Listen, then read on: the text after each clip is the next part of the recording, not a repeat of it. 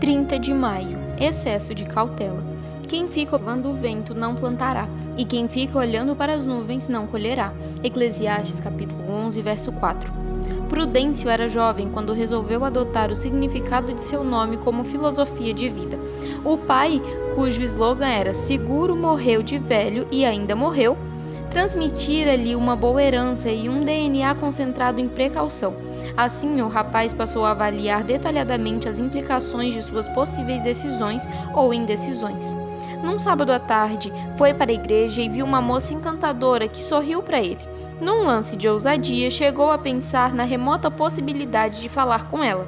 Porém, e se levasse um fora? E se ela não fosse de boa família? E se fosse muito pobre ou muito rica? E se não tivesse boa saúde? E se não fosse a melhor candidata? E se ele se decepcionasse? E se falasse deles? E se, por prudência, não se aproximou da moça? Um dia, Prudêncio pensou em comprar um carro. Tinha dinheiro e começou a pesquisar. Leu tudo sobre as marcas e os modelos disponíveis. Mas o carro no Brasil é muito caro, ponderou. O imposto é absurdo. Além disso, os melhores modelos ainda não haviam sido lançados. E se comprasse o modelo errado? E se os carros se desvalorizassem acima do esperado? E se ele não gostasse do modelo escolhido? E se o carro consumisse muito combustível? E se riscassem o carro? E se ele batesse? E se batessem nele? E se o ladrão roubasse o carro? E se o preço do seguro fosse alto? E o IPVA? E se levasse multa? E se... Achou melhor comprar mais um terreno. Claro, um terreno num residencial fechado. Mas, e se o mercado estivesse vivendo numa bolha imobiliária? E se fosse lançado outro residencial melhor? E se a taxa de condomínio fosse muito alta? E se o IPTU fosse absurdo?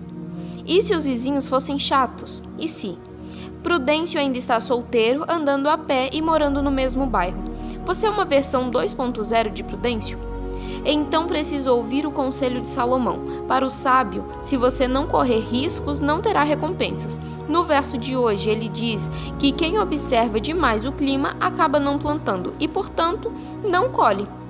Afinal, nem os melhores meteorologistas conseguem decifrar os caminhos do vento. Com essa metáfora, ele incentiva o risco calculado. Quando chegar o tempo, semeie, ainda que o tempo seja desfavorável. Não espere a condição perfeita.